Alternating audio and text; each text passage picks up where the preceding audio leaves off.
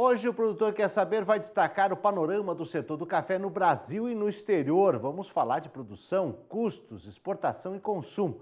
E quem vai detalhar todas essas informações para você é o assessor técnico da CNA, Maciel Silva, que está aqui com a gente. Bom dia, Maciel. Seja bem-vindo. Bom dia, Marcelo. Então vamos começar destacando aí a produção de café no Brasil. Maciel, quais são os números do café arábica, né?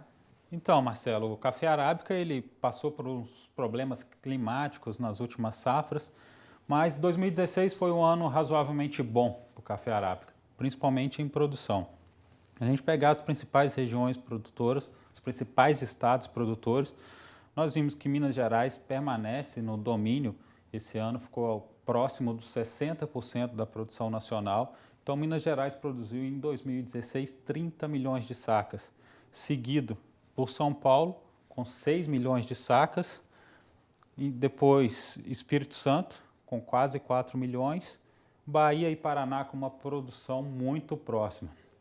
Essa produção, Marcelo, nós temos que entender que 2016 foi um ano de bienalidade positiva.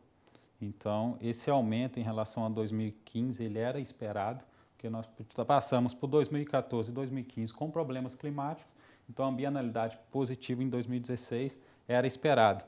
Com exceção do Paraná, que teve a bienalidade invertida em 2014, a gente esperava uma bienalidade positiva, ele foi menor por conta de uma geada que ocorreu em 2013. Então ele inverteu essa bienalidade, então o Paraná, o estado do Paraná, está andando ao contrapasso do resto da cafeicultura nacional. Então, possivelmente, 2017 ela seja de bienalidade positiva. Tá certo. Agora, esses são os números, então, do café arábica. Em relação ao café conilon, quais são os números de produção, então? Então, o café conilon, Marcelo, nós tivemos os problemas com seca no Espírito Santo em 2016. Então, de 2014 até 2016, nós vimos 3 anos de quedas consecutivas. Então, nós chegamos a 2016 com algo em torno de 5 milhões de sacas no Espírito Santo em 2016. Rondônia, ela tem uma oscilação não tão discrepante ano a ano, então 2016 foi muito próximo da de 2015, com 1,6 milhões de sacas. Bahia teve uma queda, passou por problemas climáticos também, então houve uma queda, foi algo em torno de 800 milhões de sacas produzidos. E Minas Gerais, que a produção de conilon ela é mínima, então a oscilação é pouco verificada. Então, o conilon totalizou em 2016 algo em torno de 8 milhões de sacas, mas muito aquém daquela média esperada dos anos anteriores. Então, ela oscilava em torno de 10, 11 milhões, 2014 chegando a 13 milhões de sacas. 2014 chama atenção, né? 2014 foi um ano que a produção de conilon foi bastante significativa.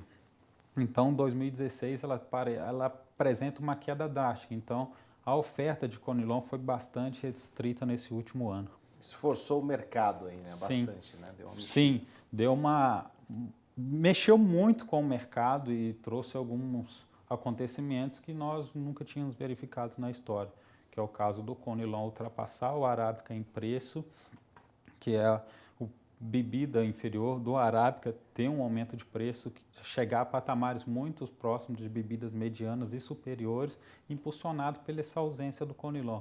Então, a indústria, na ausência do conilon, passou a utilizar esse café de bebida inferior, então a demanda por ele aumentou, então o preço acompanhou esse aumento. Foi histórico que mexeu, ninguém conseguiu fazer um diagnóstico, né, uma previsão, né, do que ia acontecer.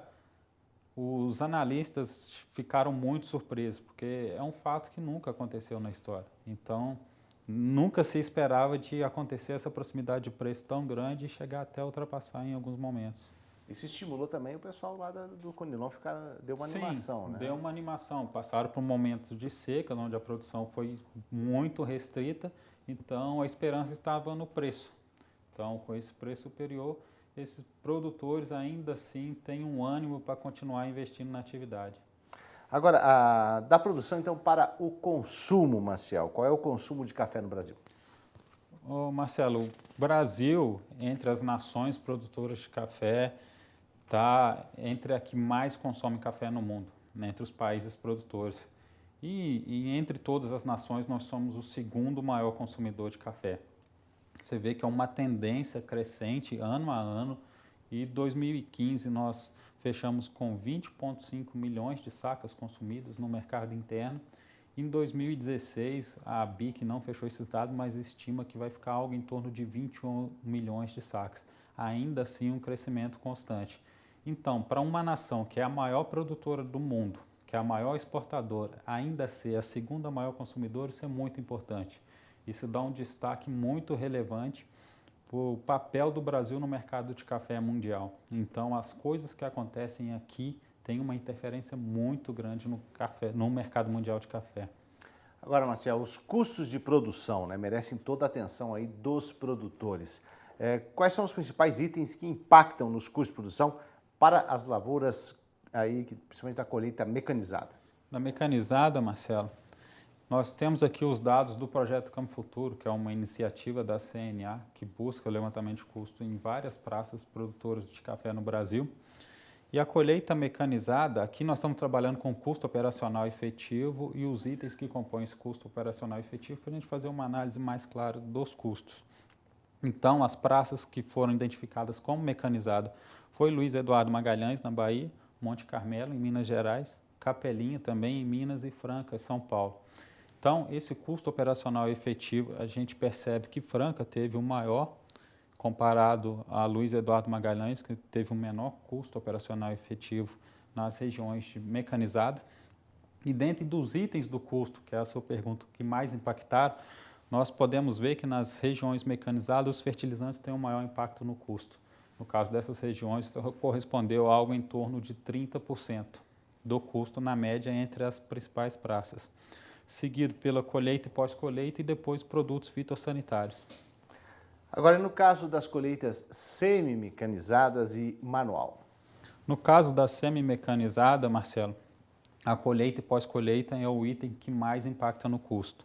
As praças que nós verificamos que pratica a cafeicultura semi-mecanizada, que foi Apucarana, Manhumirim e Guaxupé, a colheita e pós-colheita correspondeu a algo em torno de 41% do custo operacional efetivo, seguido pelos fertilizantes e por pessoas na condição da lavoura. São os três itens que mais impactaram no custo.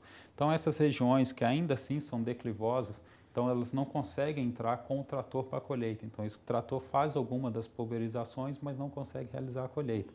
Então, ainda assim, tem uma demanda por pessoa muito grande, seja na condução da lavoura, seja no processo de colheita, que faz com que esses itens, pessoas na condução da lavoura e colheita e pós-colheita, sejam um dos mais impactantes no custo operacional efetivo. A mão de obra realmente impacta, né? Sim, e a gente vê que está tendo um reajuste salarial ano a ano, então esse aumento no preço do salário, no valor do salário mínimo, tem um impacto direto no custo de produção. E como a gente viu na anterior também, o fertilizante que está sempre em destaque, é sempre um dos itens com maior impacto no custo de produção, mostra que o dólar também tem uma interferência direta, porque a maioria desses produtos são importados, então a oscilação cambial tem uma interferência direta no custo, da mesma forma que a mão de obra. Agora, existe diferença de custos de produção entre os cafés Arábica e Conilon?